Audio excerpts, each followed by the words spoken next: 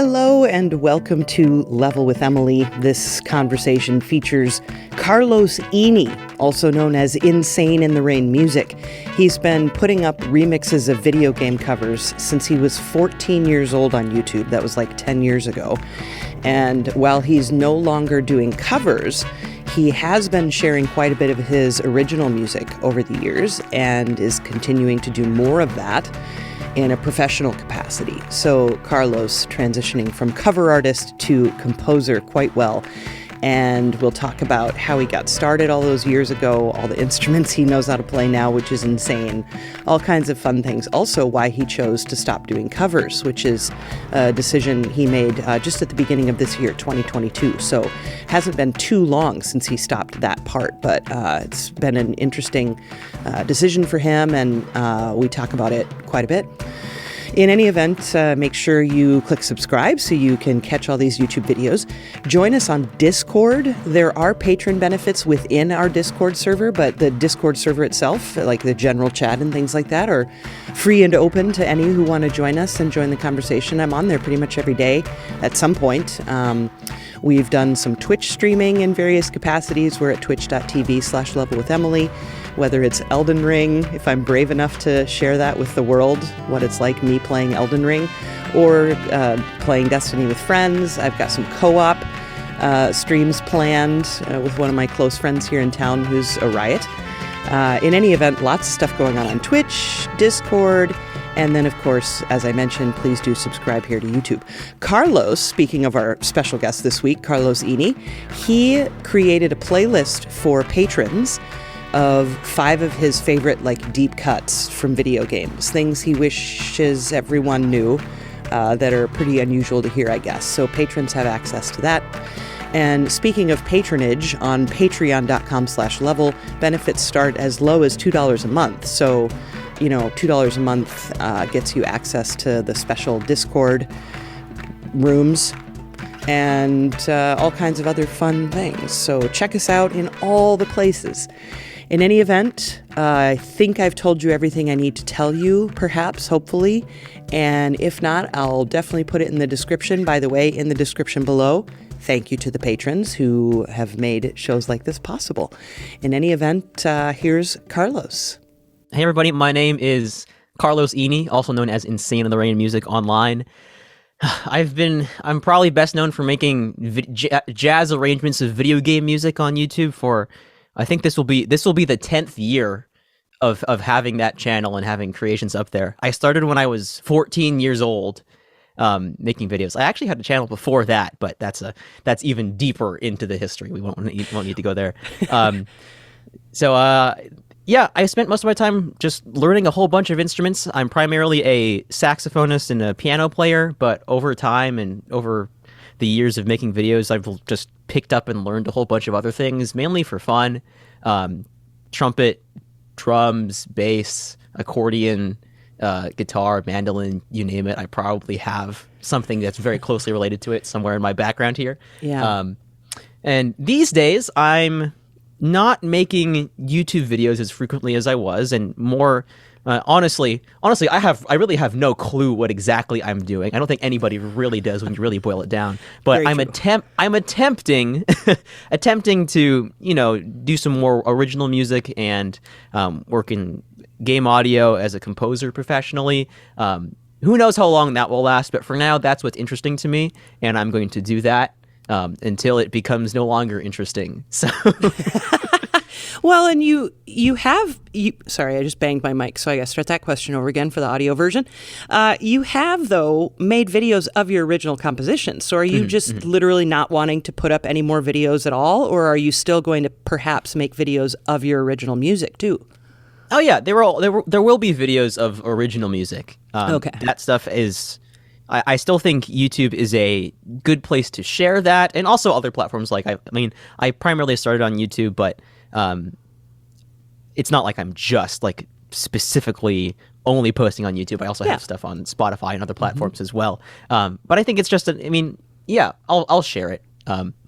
There hasn't been a whole lot of it right now because most of the stuff I'm working on is under the lovely game music NDA, right? Nice. Where everything is due now, comes out in 1.5 to 3 years in the future. You know, it's such. It's like such the opposite side of the spectrum for making a YouTube video, which is so fascinating and so difficult for me, at least at the beginning it has been.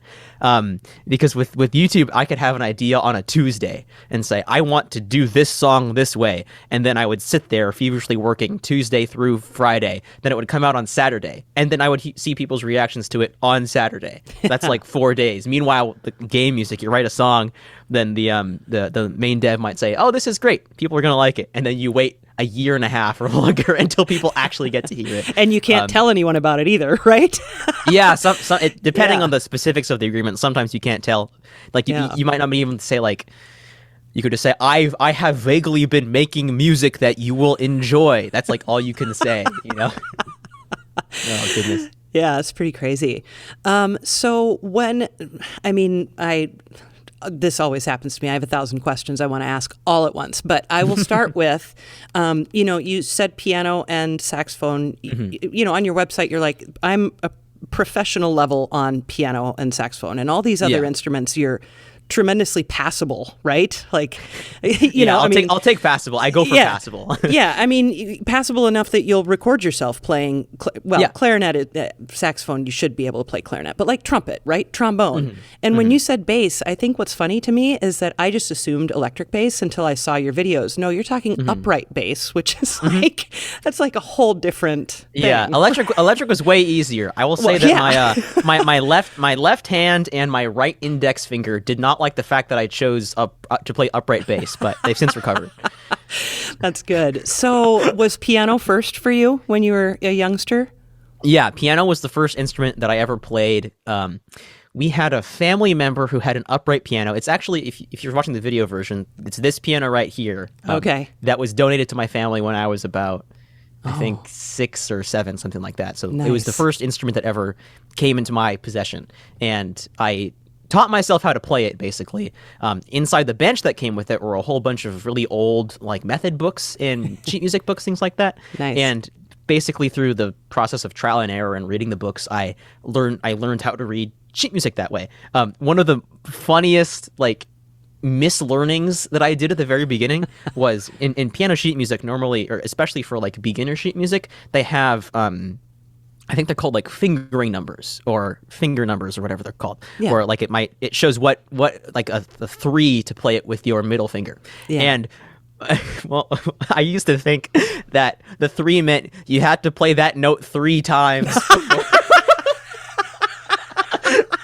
Like 3 minutes. Okay, play this one 3 times and the next one 2 times. Like, why are they making me repeat the notes so often? And then I realized, that's not the point. That's not what they're used for.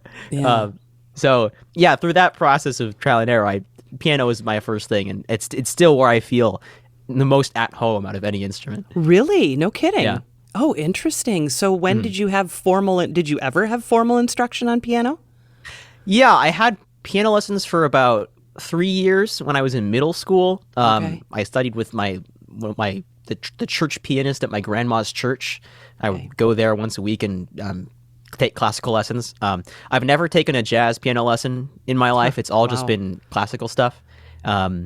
So only a short stint of formal training on piano. Okay, so I mean, because jazz, that's a whole other thing we're going to talk about for sure. But so did you choose saxophone then? When everybody chooses an instrument in America in elementary school, or how did that work? It was close to that. So my first introduction to wind instruments was in 5th grade band. And actually, this, like, you talk about, like, the butterfly effect or whatever, like, when you make a decision that has, like, one impact that goes, like, the whole rest of your life. I actually started off wanting to play cello in the orchestra. I started off as a cello kid. And so then I got to in 5th grade, the first orchestra session. And then I think it was because the week prior or some weeks prior, we had instrumentalists come and demonstrate the various instruments to the people at our school. And the cello player was so good that everybody wanted to play cello. So it was an orchestra with like, I don't know, like 7 violins and like 14 cellos. And they were asking for volunteers to go to band. And I remembered that my best friend at the time was playing clarinet in band. So I said, okay, I'll go to band and I'll play the clarinet. Nice. So that's how I ended up playing the clarinet in 5th grade band. So I started off on a reeded instrument, and then I remember the day when I figured out how to go over the break in the clarinet, which if you're a clarinet player is like, if you're just starting off, like it is a significant challenge to figure out like what, like it's like the same fingering almost, but it's like a whole different set of notes. Like, how do I do this? And when I figured it out, I was so proud, and I like showed it off to everybody in class, and like they just didn't care. They didn't care that I had figured out how to go above the break. It's a big deal. Yeah. Yeah. So I was on clarinet in 5th grade band, and then I think once middle school came around, I did this thing called jazz club, not jazz band. It was jazz club that met after school, which was like a jazz ensemble where they allowed people who weren't playing like normal jazz instruments to join. And I mean, like, I think most people would say that clarinet can be a jazz instrument. Yeah. But more I like mean, in the Ellington. Certainly Benny Goodman would say that. Yeah. But maybe not in the sense of a beginning middle school clarinetist. So I was reading. I had actually rented an alto saxophone over the summer from a music store. So I was basically sight transposing alto saxophone parts onto clarinet. Oh wow! For that a fourth, ensemble. Right? A fourth. I don't remember. Yeah, it's a fourth up or a fifth up. I don't even think about it that way. I just read. I don't know. I just read the notes, and it sounds good. Yeah, I always did it by interval, because as a trumpet player, like trumpet players have to learn how to transpose, because there's like trumpets in, as you know, many different keys. So, I was always transposing C trumpet, D trumpet, E flat trumpet, F trumpet, whatever. And I always did it intervallically like that in my head. I would just like, I don't know. Yeah, it's funny how you do tricks to do it. I think for a situation in like that where like if you're going from like a C trumpet to a B flat trumpet, the interval is only like a whole step. Yeah. In my case, that's like, I think I would have to think intervallically like that, because that's harder as opposed to something that's like clarinet is B flat and saxophone is E flat, right? Which is like a fourth or fifth in whichever direction you choose. Whichever direction, yeah. Yeah. So I think I realized that, like if I put I think I thought of it more like in terms of the physical feeling of the fingers. Like if I put these 3 fingers down on my left hand, it plays a concert B flat on both clarinet and alto saxophone. So yeah.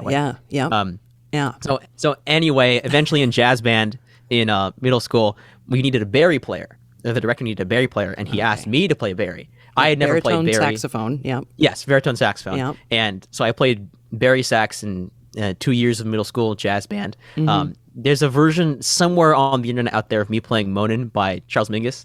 Oh, nice. As a middle school baritone saxophone player, which is sweet. If you know the song, it goes ba ra ba ba ba ba ba, and I had so much fun playing that low B flat. It was great. And then finally in high school, my director, I auditioned for the jazz band, and I got into the jazz band in my freshman year, and they needed a tenor player who could solo because like there's a lot of solos that go to the tenor 1 chair, and I wasn't afraid of playing a lot of notes because I've been playing a lot of saxophone at the time. So that's why I ended up on tenor, and I'm still on that one as my primary saxophone to this day. Yeah. I will tell you a funny story is that I have an uncle whose name is Barry Sax. Like his last name is S-A-X-E. Oh my For real, goodness. my uncle Barry Sax. Is it Barry? Yeah. Okay, that's funny because I see people who like when I say Barry sax is the instrument, it's typically spelled Bari. Right. Yeah. But I've seen people who have like not really known that, and I'm not sure if it's like technically correct. And they when like they write Barry sax in like the chart, I've seen Barry. Really? Sax. Like in like a piece of sheet music. I think your way is the proper way. That's the Bari sax. Yeah, but yes. but Barry with the Y is funnier. It is funny. Yeah. Oh, God, that's amazing. So when did you start loving jazz then? Because, again, this is something, where, you're making a way, you're making your journey in your own way, and jazz is an interesting choice. Mm-hmm. Yeah, that came at some point in middle school, honestly, when I was exposed to the jazz music in jazz club and jazz band. At that time, I hadn't really settled on jazz specifically as being something that I really, really liked. I think particularly like those like middle school years, like around 12 through 15 for most people is an extremely impressionable time in your music taste, which is the science behind that is fascinating. So at that time, I was in school playing in jazz band, but I was also playing a lot of video games at the same time, just because That's what I did. Yeah. And I don't think the jazz really took a hold on me until like the beginning of high school. And that was where I really started like actually listening to it, because I wasn't really listening much to jazz outside of class in middle school. And the first record that I remember getting was called The New Standard by Herbie. Oh, yeah. And I mean, it's a good record. And in retrospect, it has Mike Brecker on it, who is like my favorite tenor player. Okay. And a really interesting thing is that particular record it's like jazz versions of pop tunes. But that's what Herbie means by the new standard, I'm pretty sure. But I didn't know that. I didn't have any musical knowledge of like what the original pop tunes were. Sure. Like one of the originals is I think it's like a Prince tune. I don't remember what it's called, but there's a Prince tune on there, and there's an arrangement of it on that album that doesn't sound like it would have come from Prince or something like that. And I can't help but wonder if that was like somehow the thing that got me into the idea of doing jazz versions of game music. Sure. I'm not really sure, but that was like the first album that got me into jazz, and I discovered more artists and more music, and then the rabbit hole opened, and here I am. Yeah.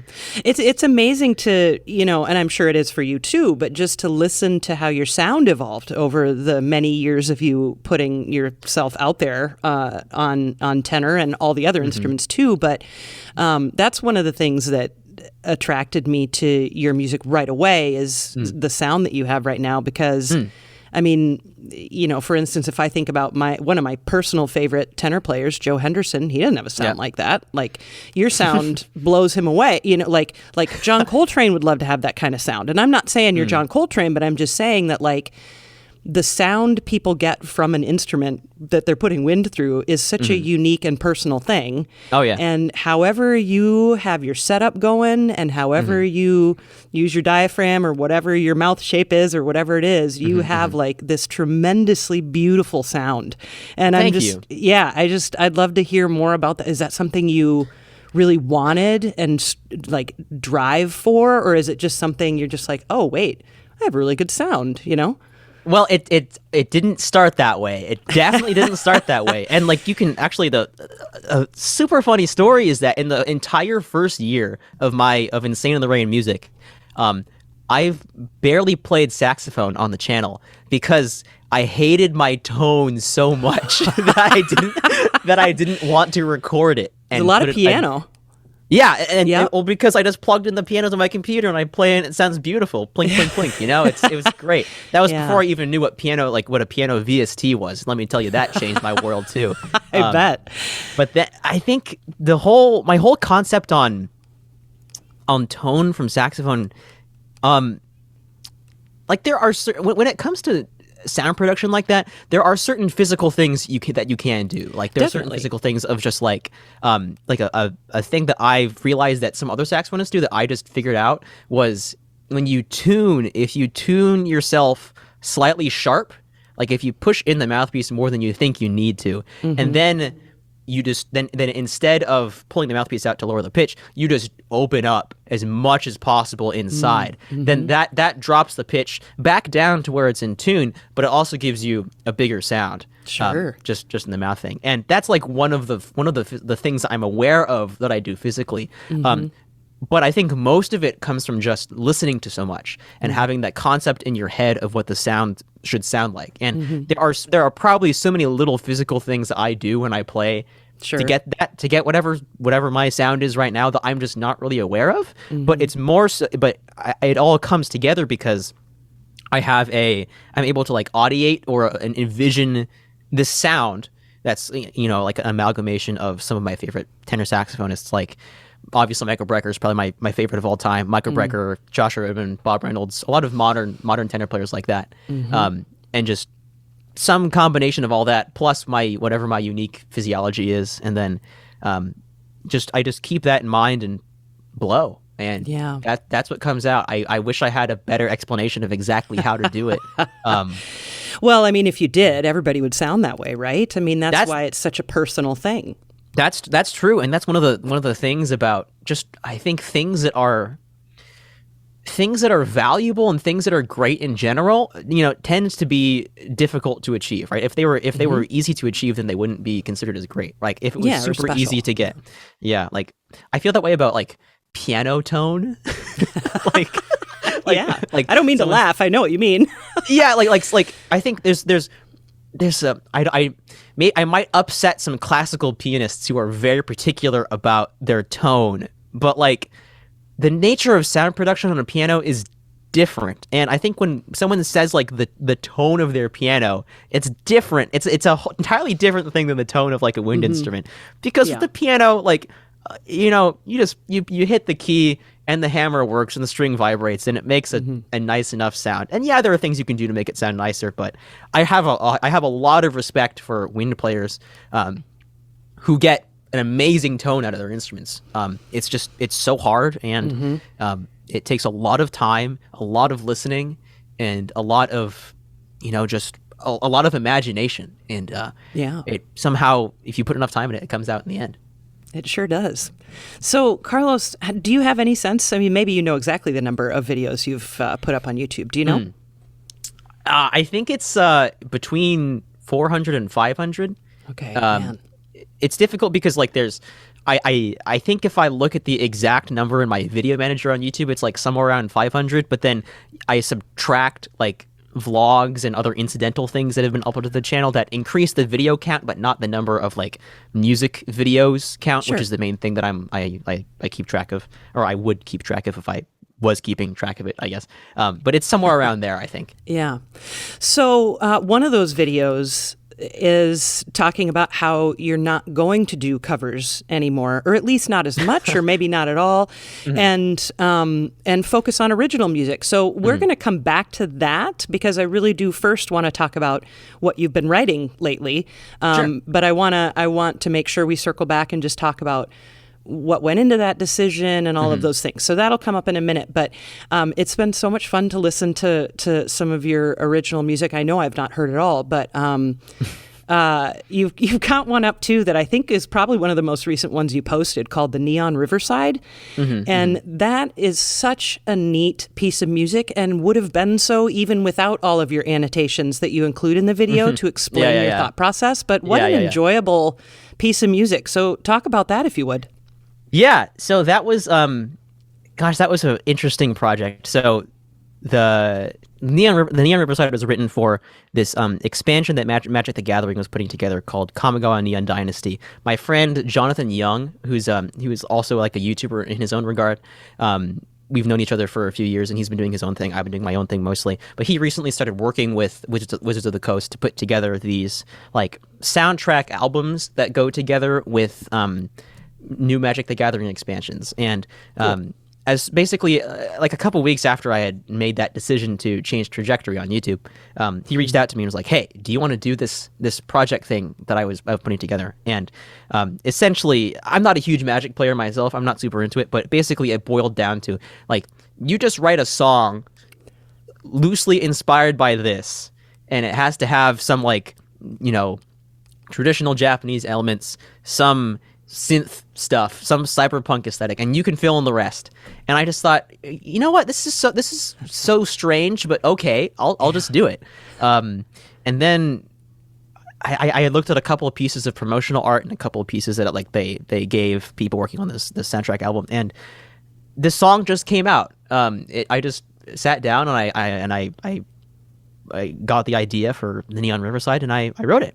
I knew that from the beginning that one of the people I wanted to involve was my friend Zach Zinger, who I met mainly through doing stuff with the 8-Bit Big Band whenever they would come to Boston and whenever I'd sit in sessions with them in New York.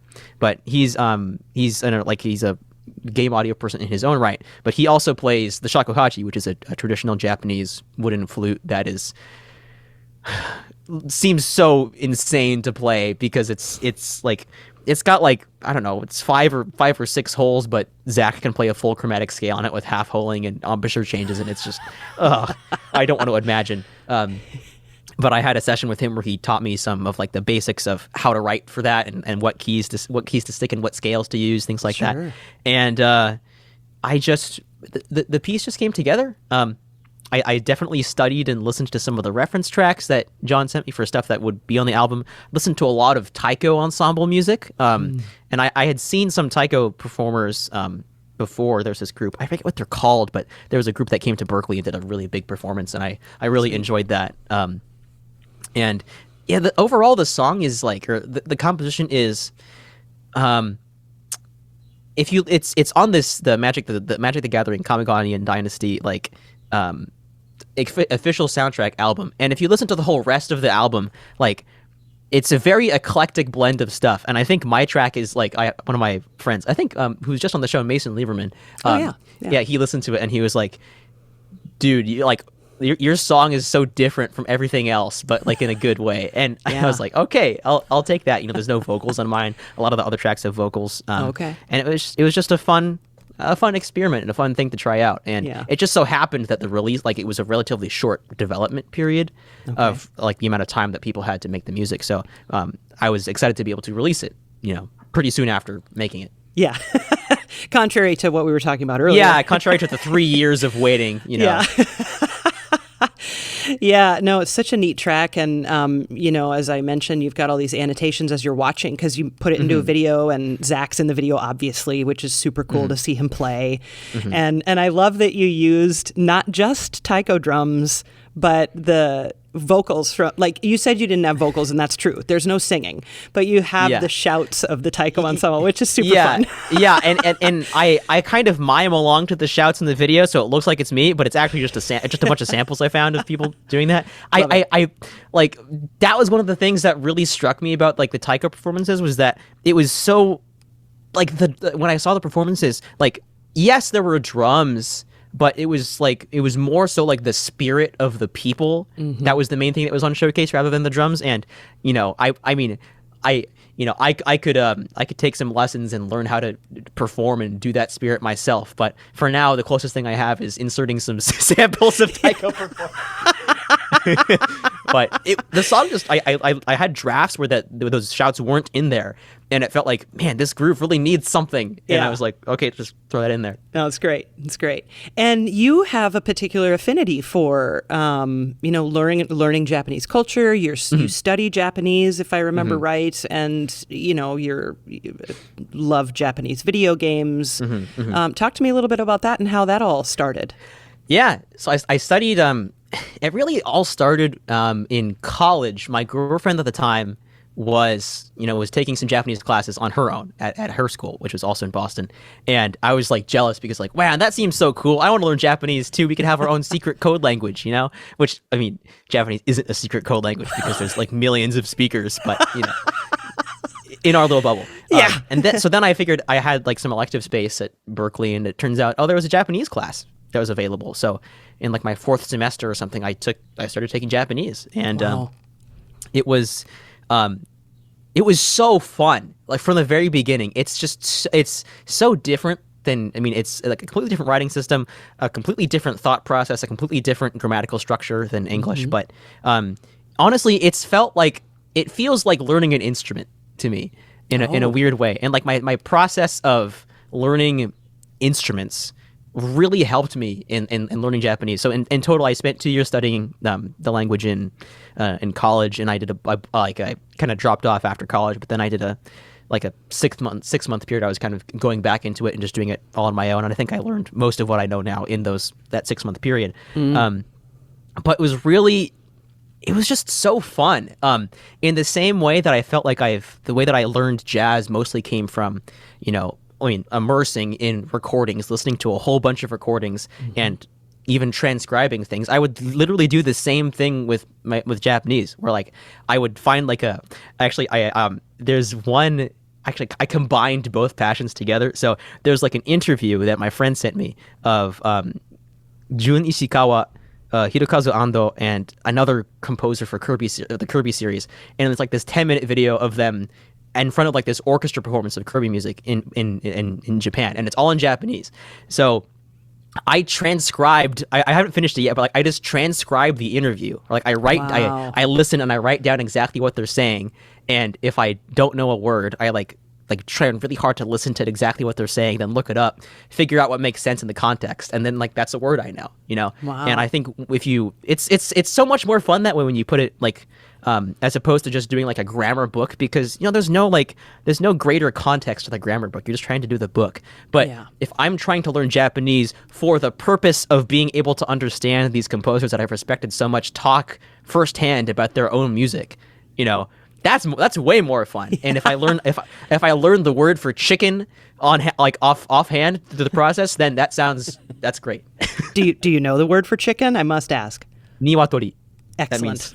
That means chicken. It's funny because like tori means bird and niwa means like garden. So niwatori is like garden bird. So it's like chicken. It's like a chicken is a garden bird. It's like chicken.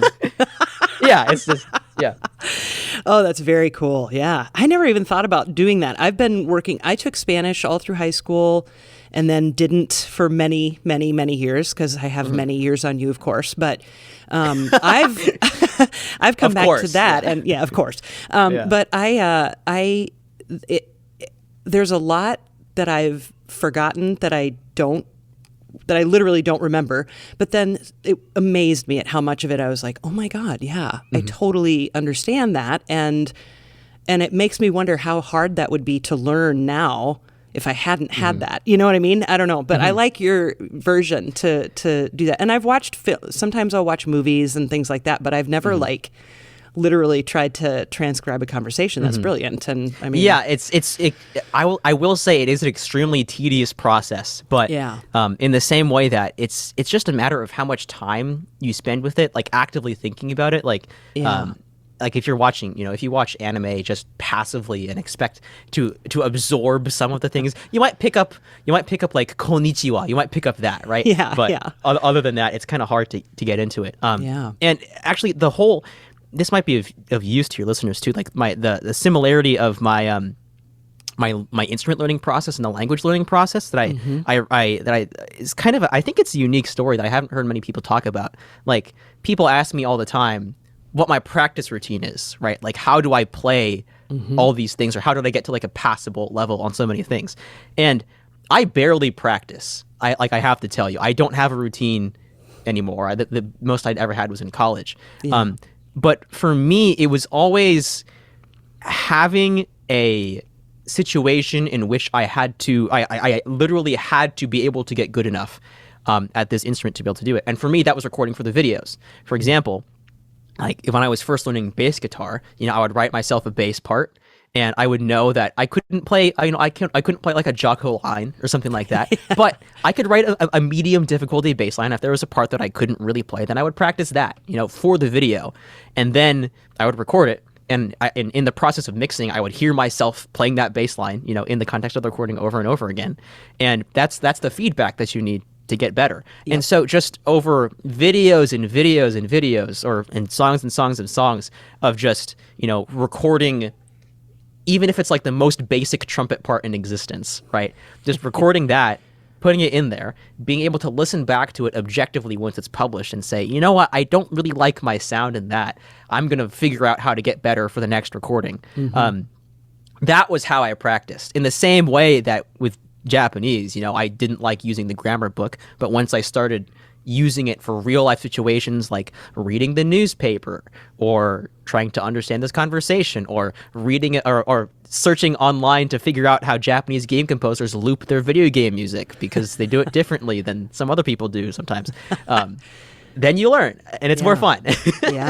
Have you ever visited there? I went in the summer of 2018. Oh, nice. Okay. For good timing. Yeah. Well, before the everything else happened. Cool. Yeah. Nice. Wonderful. All right. Well, more original music. Tactical. Tell me about that tune. Is that the one where you play trumpet? No, that's I think that it's called Rooted in Tomorrow's where I played like flugelhorn in that one. Okay. I don't know if I have a There's Flugel, a few. Yeah. So honestly, most of those original songs that are on YouTube in that time period of like between 2021 and like 2022, I kind of see them as like they feel like me like trying to break out of a cage but not being able to break out of a cage, you know. Like I think that whole time period, basically after I published Synovation, which was this big album, I spent a whole long the whole 50 track Pokemon Diamond and Pearl arrangement album that I spent a long time working on. After that, I kind of felt like I wanted to do something more, and I wasn't really sure what that would look like, and I kind of dabbled in original music, but there was a part of me that felt like I have to make it marketable somehow, you know. And my idea was like, okay, let's try making original music that's like inspired by like an archetype of a game music theme, you know. And so I did a couple things like that, like Tactical was my attempt at doing like some like Fire Emblem map kind of theme. I had one that's Rooted in Tomorrow, which is like a hometown theme. And you know, while they are, I think they're, if you don't know that context in the story, I think they're still good compositions in their own right. Yeah. They're fine. Yeah. But it still feels weird for me to go back and look at them, because I can see myself like split, like completely split down the middle, you know, of wanting to stay with the cover world and wanting to, you know, do something else, wanting to do something that might not be as inherently as marketable, or, you know, like it doesn't get as many clicks as, you know, Undertale jazz cover. But I mean, back to the music itself. That's probably like one of my favorite originals that's still on the channel. Tactical? Yeah. If I could remove the story from it, I would, and just like have it as just this piece of music that I like. And I remember I remember for that particular one, I wanted a djembe, and I just went to my local music store and said, "Hey, do you guys have a djembe?" And they said it's a drum. It's a large African drum, and they're like, "Yes, sir, we have a couple djembes." And I said, "Okay, give me your biggest djembe." And then they brought it out from the back, and I said, "Sounds great, thank you. I will take this home and record with it now." So I just got a djembe, and I learned how to. It is huge. I learned how to wear it. It's really big. It's a big one. Is it in that room? And it's holding up my cajon right now. Okay. over there somewhere. If I was wiser, I may have just gone for a sample library of djembe, but it's not nearly as fun though. Sometimes, yeah. And one of the interesting things is that, what do you do for the video of a sample library? You know, like if I'm making, if my thing was making these videos on YouTube, right? Then there's got to be some way to visually represent every sound that comes out, which is actually honestly probably part of the reason why I learned to play so many instruments acoustically, was so I could show them in videos on YouTube. Sure. So that's and like I think this djembe is fun to watch, because you get to watch, oh, man beat drum in rhythm. That is fun. Click like, you know. Yeah, click like. Do it right now if you're listening. Click like. No, I'm just kidding. There's no djembe in this video, but click like. No djembe. No, just the word. Yeah. Yeah. So, you know, you kind of alluded to it. We talked about it a minute ago that we were going to bring this up. I do want to talk about your decision to kind of, I guess, just to not do covers anymore. And it's really evident. You posted the video, you know, that you're not going to be putting up new cover videos anymore. And it was really clear that this was something that had been weighing on you for a very, very long time. It didn't seem like, you know, and so I'm just curious, you know, I would imagine that you felt, you know, a responsibility to your listeners to kind of maintain a certain whatever. And I mean, what was that all like, and how do you feel now that you've made that decision? So that decision had really been building for such a long time. And it was one of those things where I knew there was a problem. I knew something wasn't quite right. But I couldn't, for the longest time, I couldn't articulate what the problem was. But I knew that there was an issue, because whenever I would think about, okay, what am I going to do next for YouTube, I would get like this feeling of like tightness in my chest, and just like it would just stay there. And it was something in my body saying that like this is not right. Like, step back, take a minute, do something different, because this is not what you want to do. And eventually I came to the decision that stopping covers was what I had to do. And it was really tough, and it still is tough. Because, you know, I've met so many people through the process of, you know, working on Insane in the Rain and making covers, and I still love video game music. I still love these classic songs. But it's not even so much the music, like the covers, musically speaking, that I had a problem with. It was everything around the music that I had a problem with. It was the idea that you had to present your music or present your thing in such a way that got people to click on it. And there are, like, when I do something, I try to go like 167% at whatever I do. And I realized that if I were to continue doing that on YouTube and, you know, get the metrics that YouTube wanted from me, like that wants their creators to do, which is basically their fundamental purpose is to keep people on the platform, right? Because if you keep them on the platform, they stay watching longer. They can there's more ads that can be shown, right? I mean, like speaking from a purely business perspective, that is what they want, right? And that is what the algorithms have been optimized for years, is getting people to stay and click and watch for a long time. And, you know, making fantastic music and like the best music I possibly can as a creative person is not the way that has happened. There's a portion of it that is, right? Yeah. Like, I think there's a certain like a certain threshold of quality or a certain amount of thing that needs to be met. But you know, at a certain point, it's not just about the quality of the music. It's about the whole package. It's about the branding. It's about the story. It's about how eye-catching it is. Like, you know, it got to the point where it's like I didn't like the fact I had to ask myself, okay, what is the most popular video game song right now that I could cover and get more views, right? Sure. And for some people, for some types of channels, that is a totally valid, you know, question to ask. Like, it's like if you're like a news channel or something and you want to report on the most recent piece of news, then that's great. That makes total sense because it's lined up with your mission as a channel, and also it probably gets more people to watch the stuff. The problem with art, or how I viewed my stuff as art, is that that's not the point. Like, the point is not to make the most money possible from it. You know, it's to say something. Or, I mean, I don't even know what the point of art is, and maybe the point is that it doesn't have a point. Who knows? I'm still figuring that one out. But essentially, it came down to me realizing that I needed to make a change, and I'm not certain that my choice is the right one right now. You know, there might, like, for all I know, I could come back to covers at some point.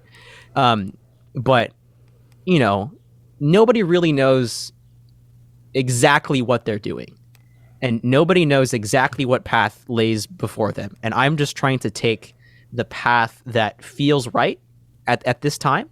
And for me, what that means is working on, you know, always continuing to work on music, because I still love music, but in a more private sense, where I can work on stuff that is, you know, like for games, and instead of trying to please a whole audience of YouTube people, I'm just working, you know, just on the team. I'm just trying to serve the game. You know, I'm serving the game before I'm serving the audience on YouTube, which is, you know, I think is in one way a much harder sell, but in another way a much easier sell. Yeah.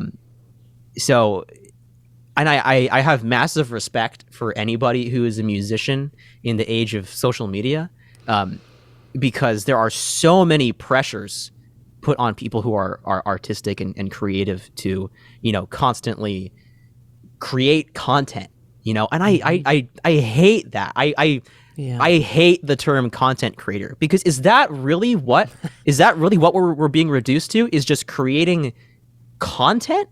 Yeah. You know, for other people, like, and I get so heated about this, and words mean different. Like, you can give whatever meaning to a word you want to, right? Depending on the context. But for me, where I stand is, I didn't want to have to keep thinking about, you know, I don't want to have to keep relying on the idea of views and clicks and getting attention. You know, I just wanted to make the stuff I hear in my head, you know, and being on YouTube was getting in the way of that. And I think I'm better able to do that now that I'm not doing that stuff all the time. And you do feel better since you've made that decision, right? I mean, Yes, not perfect, but definitely way better. Oh, good. So, you know, with your original songs, do you think that for the most part, you still, you feel this tug for like jazz, fusion, funk, sort of, or do you just really just love writing and you don't care if it's orchestral or what? Well, it depends on the purpose of everything, right? Sure. And the two big original projects I'm working on, actually there's more than two, but the two big ones I'll talk about right now. One is an original album of stuff that I've been wanting to do for a long time. Nice. I have a couple of compositions up on YouTube called Forward and Flow. And those are like, for me, those are like, that was original music purely for the sake of original music. It wasn't. I didn't feel like I had to market myself or put them in a certain box for those two. So, and those two songs came out in a style that's like, definitely influenced by fusion and has some orchestral stuff. And most of the music that I'm writing for this original album and recording is definitely inspired. It definitely has that jazz fusion vibe to it, because that's kind of my main. That's like if I could pick any music in the world to listen to, I'd probably default to that first. Yeah. It's just what I like to listen to. Yeah. Because I listened to Wave Ray 64 as a kid, that's where that all came from. You think so? Yeah, I'm pretty sure. It's why I love T-Square so much, is because it sounds just like Wave Ray 64.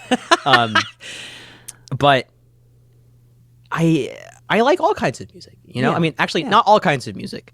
I like a lot of music. And the music that comes out just tends to be a blend of whatever situation the music calls for. The other project I'm working on is the score for this game called Attorney of the Arcane.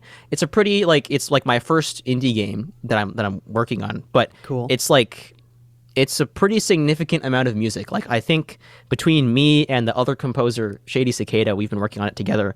We're like 22 tracks in, something like that. And I have like 15 to 20 more to do. And most of that is more orchestral in nature, but not but like in a very like particular like orchestra meets Japanese classic video game music meets jazz fusion meets me. So whatever blend that is. Maybe that just is you. Yeah, I think so. I think that's a better way of putting it. And I'm really looking forward to whenever all that stuff comes out, because this particular period of time right now, like in between stopping the YouTube and waiting for these releases to get finished, is kind of a weird middle ground, because there's not really a solid example of like, okay guys, this is what I've been doing this whole time when I decided to stop. And I know the day will come eventually when the soundtrack is released and all this stuff comes out and people can actually see, get a more like current picture as to what is going on in my head. But it's that's what I'm excited about, or that's what I'm working towards as far as original music goes right now. It made me wonder, have you ever had a day job?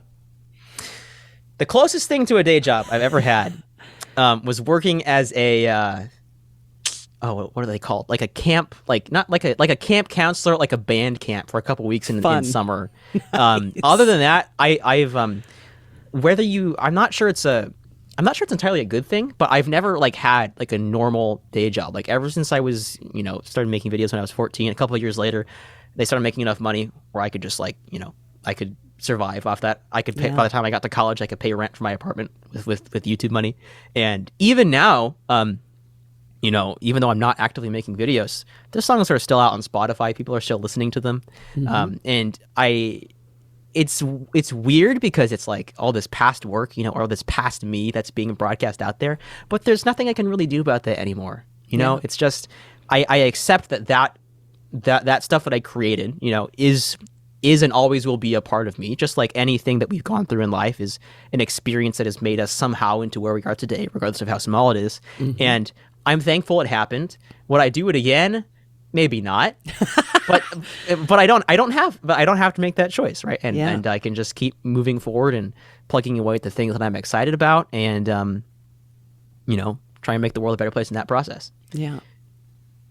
Are you performing out there at all?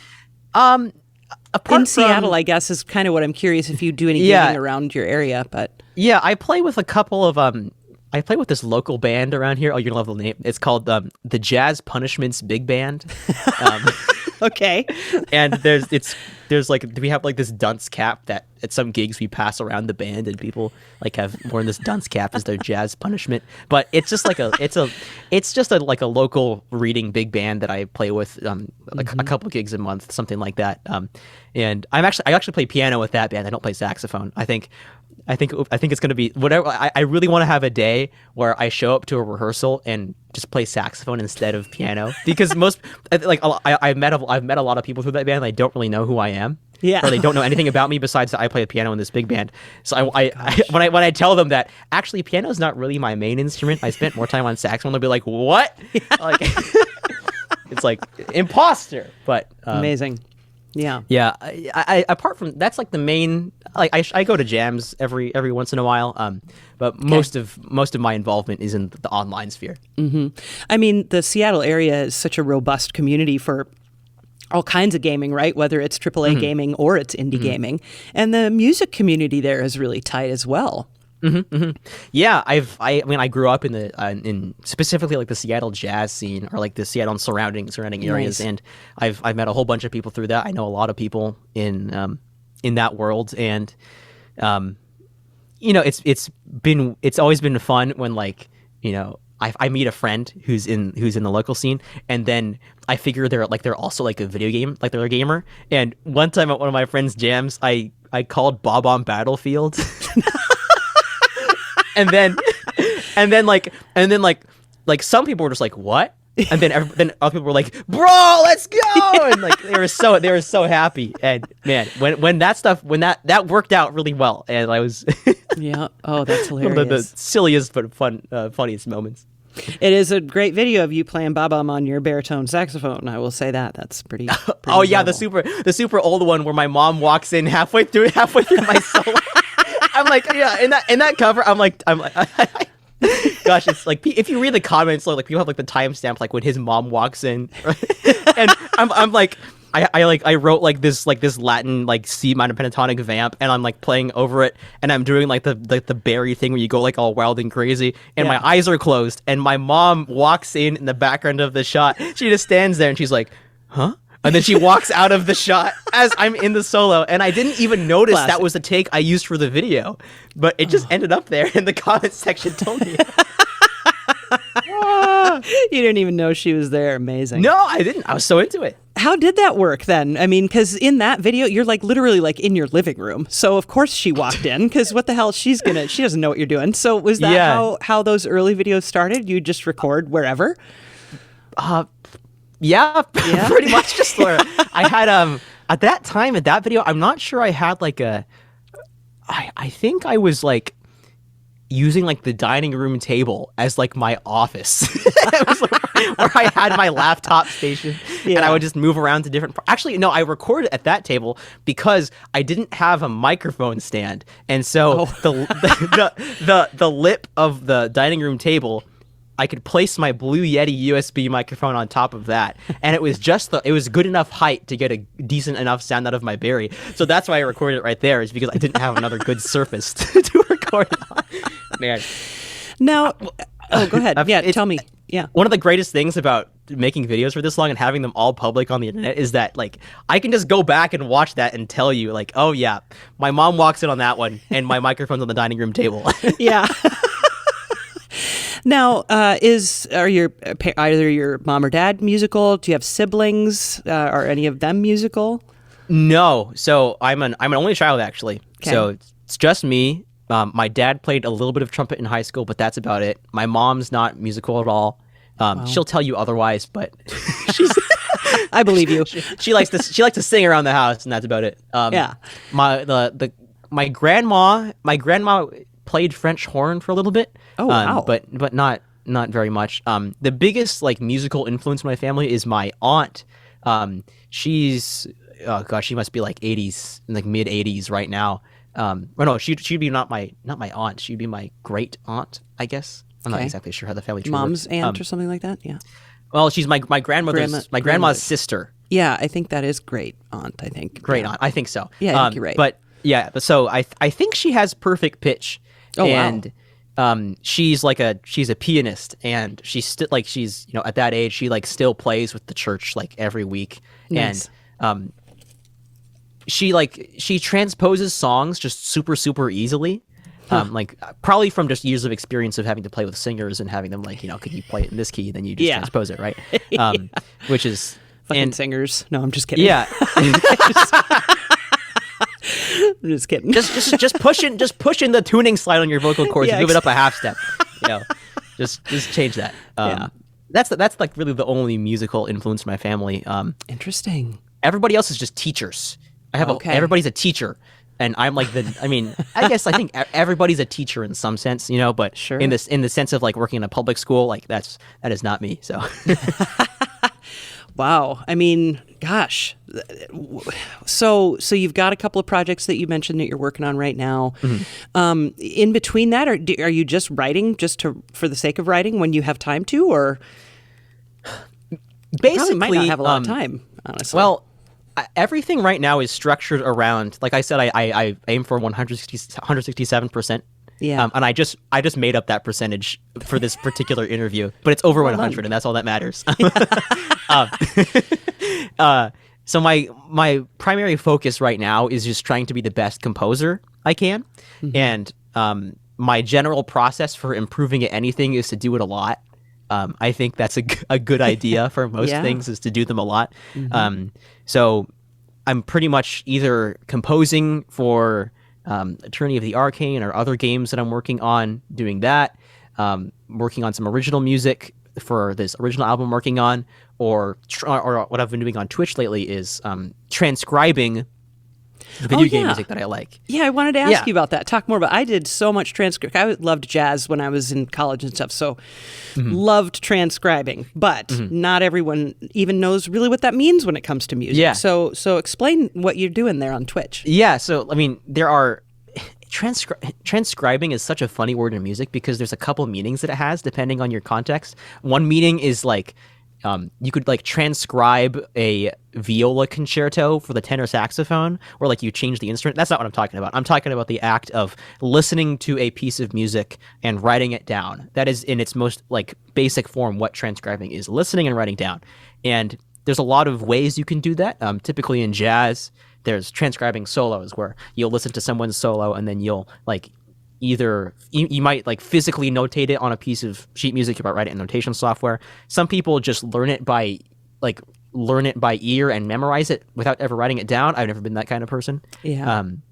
But what I've one of the things that helped me the most through during my process of doing covers was the fact that I had to transcribe the song every time I did a cover. Right. Right. I would have because I didn't want to trust anybody else's transcription of it, because what if they got the melody note wrong? How am I supposed to know? Like, I'd rather do it myself. So if I get it wrong, it's my fault. Right. Yeah.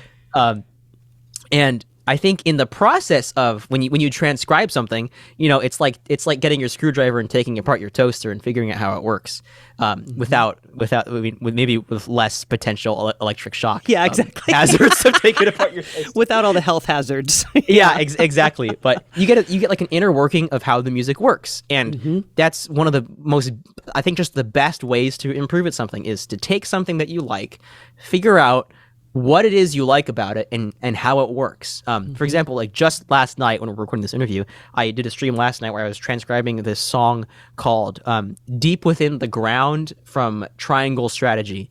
Triangle Strategy is a strategy RPG that came out this year on the Switch, composed by Akira Senju, who did music for Full Metal Alchemist and a bunch of other stuff. Yeah. And this track, it's one of those tracks that like no one's ever going to look it up outside of the game because it's not really that flashy. It's like a slow, like it has like a choir, string section, a couple of percussion instruments, a piano, like nothing faster than an eighth note in the entire song. The BPM's like 70, Wow. It's the exact opposite of something you'd play at the club, Yeah. No one's turning up to Deep Within the Ground. Yeah. But what I would do is, get the song into my DAW and then just write down as much of it as possible. Like I would listen for the strings and try and figure out, okay, I know that there are 5 voices in the string section. What is the voicing that they're using here, and how do the voices move? And it's especially sometimes when you transcribe game music, you might just get like the melody, you might get the chords, and you might get the bass line. Those are the easiest things to hear, but what I'm trying to do specifically is not just understand like the melody and the chords. I'm trying to understand the orchestration, right? Right. Which is a big deal, and it's hard to get that without the score. But with enough good old elbow grease and repeating the same thing over and over again, and then even more after that, I eventually just have it might not be 100% perfect, but I write down as much of the song as possible. And then usually I play it back in I use Dorico right now, and I play it back in Dorico's playback feature and say, okay, that sounds pretty close. Like that sounds actually pretty similar to the song. And in the process, I learn just little tidbits of little orchestration tips that are immediately relevant for the song. Like in this specific one, for example, I had never heard the low range of the celeste. Like the thing. Yeah, it's a like keyboard instrument. Yeah. Yeah, it's similar to I think the glockenspiel is probably more well known. It has a similar sound, but the celeste is like a keyboard, and it has a little softer of a sound than the glockenspiel. And resonation, is that a word? I don't know. We just said it. Probably. Resonance, probably. Resonance is a better choice, yeah. Yeah.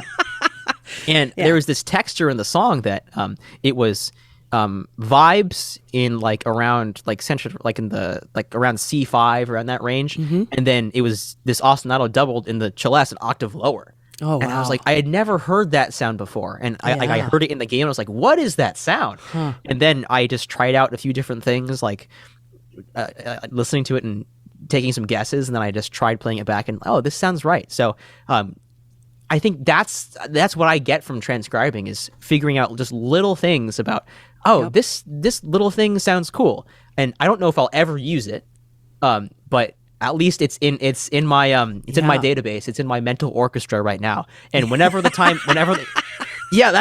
one of the things I think about, is like we all have this mental orchestra. That's what I call it. It's amazing. That's comprised of everything you've ever heard or been exposed to, right? Yep. And I think I had this analogy that I told a friend once, that when you get that creative spark and you have like a moment, it's like, aha, I want to do this. It's like, I think of the giant mental orchestra as like the biggest concert hall you could ever possibly imagine, and everybody's just like walking around, like maybe I've got like the Punch Brothers walking around in there, Stevie Wonder's on the other side, T Square's like up in the rafters, and like Junichi Masuda is like sitting on the couch somewhere. And then sometimes there's an idea where Stevie Wonder walks up to Junichi Masuda and says, hey, how's it going? And they have a conversation. That's what a creative spark is when these two things that seem disparate just like meet for a moment, right? And like they shake, they have the conversation, they get to know each other a little bit, and then it's our job as the human vessels through which creativity works in its strange ways to make that real, right? It's our job to imagine what would happen if Stevie Wonder and Junichi Masuda did in fact have that conversation. What comes from that? I don't know. It's for me to decide, right? That's the beautiful thing, is that no one can tell you that, that's actually, I don't think Stevie Wonder actually would have done that if he had had that conversation. It's just a theory of understanding it. It's like the melting pot of your musical brain, really. All the influences coming together, whether it's Punch Brothers or Stevie or whatever. Carlos, what else do you want to say? God, there's so much exciting things. Oh, I just saw your shirt, because your Iwi shirt, because there's a video of you, and I was like, it's been so long since I've seen an Iwi, and it was probably Joe Lovano or somebody like that is the first person I ever heard play an Iwi, but that's hilarious. How long have you had your Iwi? So I actually, funny enough, I've had an Iwi for a very, very long time. Like, have you since really? maybe like 2014 or something like that. So a super long time. But at the time, the model I had was this Iwi USB, which I didn't realize what the USB thing meant, in that it doesn't have a sound library built in it. It's just like a MIDI controller. Oh, so wow. It's like a breath controller with you play it like a normal like a EV with a hardware synthesizer, but it doesn't have any sounds. It just sends up MIDI data, which I used for a couple of videos, and I thought, this isn't very fun, because I didn't really understand latency and how to mitigate those things and how to program a synth to make it feel good. But then in I want to say 2019, sometime around there, I finally got an Iwi 4000S, which is like basically like the industry standard of Iwis, which is such a strange phrase. I can't believe I'm saying out loud, but it is, even though it's not the most recent model of Iwi, and in fact, in recent years there's been a whole lot of development in the wind controller scene, which is pretty exciting. Like Yamaha has a new one that has like a soprano sax bell like stuck to the end, which looks so strange. Oh, funny. And then there's the Roland Aerophone, the various degrees of proness that the Aerophone has. But I just, as a saxophonist and someone who has, like, is really familiar with that fingering system, if I can transfer that to another instrument and not have to learn a whole lot and get a whole bunch of different sounds, I'll take it, and it's pretty fun to play. Now, I've never thought of this, because of course there's way more than 4 saxophones in the saxophone family, yes, but 4 main ones: soprano, alto, tenor, bass, right? Or bari. So not bass. That's a different one. So when in Iwi, which one is that fingered like? Because 2, like soprano, I mean, I know that they share, but they're not all the same, so can you map it to be like, I want to finger this like a tenor, or I want to finger this like an alto? Yeah, so there's 2 independent settings. So there's transpose, which means you can not only set it to the keys of B flat or E flat, but I could have an Iwi in G flat if I really wanted to. I don't know why you would want that, but maybe someday.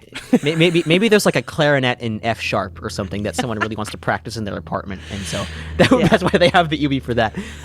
So you can set the transpose function like that, which I've actually used on I've used it once before in Toby Fox's composition Rude Buster from Deltarune. There's this really hard solo, and the song is actually in between the keys of F and F sharp. So there was one instance where I was playing it with a band, it was in F sharp, and I only knew the solo in F, so I momentarily transposed my Iwi to a different key, and I played it using my fingers in F. Which is, you can't do that on a saxophone, other than just like really pushing in, Right. And but there's also that would be awful. But there's also, in addition to the different keys, there's fingering modes that you can use too. So there's the saxophone fingering mode, which uses all the keys that the Iwi has on it in a way that's most similar to a saxophone. There's like the flute mode, which is, and these are all pretty similar, but there are just little idiosyncrasies between like flute, clarinet, oboe. There's even one for EV, which is electronic valve instrument, which is like the trumpet version. I've never messed with that because I'm not like, if I can just play it like a saxophone, why would I bother using the valves? But there's a whole bunch of modes that use the buttons in slightly different ways, in addition to transposing the thing outright.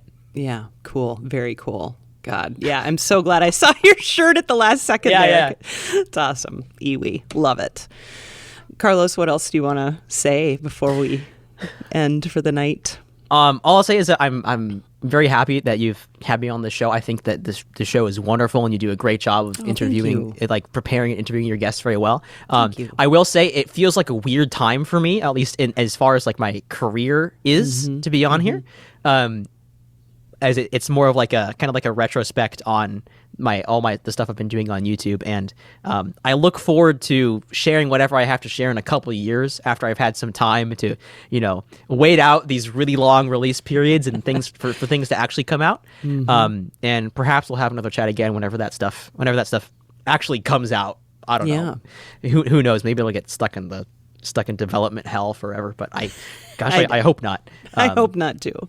But we'll see. And it's also just been nice to like reflect like a few months now that I've been a few months out from the choosing to stop covers period.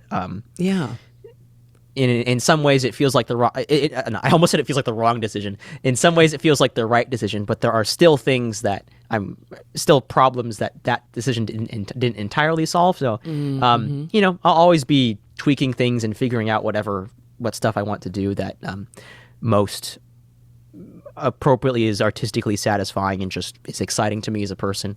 But until then, I'm a work in progress, always will be, and I think it's important that we all give ourselves a break and realize that we are all very much works in progress. Very much. I'll tell you, yes, I agree. Yeah. Well, yeah, it's been so wonderful to get to know you. You were here for VGMCon. I really hope you come back next year. Oh, yeah, that was so fun. Yeah, I'm telling everyone to either come a day early or a day late, stay a day late, so that we can all just spend some time in Minneapolis and like see the city, and because I know there wasn't really an opportunity to do that, and there's fun stuff to do. So we're gonna plan something like that. I'll keep you posted. I hope you come back next year. Oh, I definitely, schedule permitting and everything else permitting, I would love to. It's the best. Like that con was so great because I could just walk out of the hotel room, walk down to the lobby, and in about 2 minutes I could find somebody that I knew and just talk with them. It was so great. Like just somebody random, like, hi, let's talk. It was a good time. So also, just loved hearing your new stuff, your original music, and I cannot wait to hear what you've got coming up, and you can count on it. We'll have you back. Yeah, believe me, I can't wait for you to hear it either. It'll just be, believe me. Good. Well, keep in touch, Carlos, and again, thank you so much for all your time tonight. It's been such a pleasure to get to know you and your music. Likewise, thank you for having me.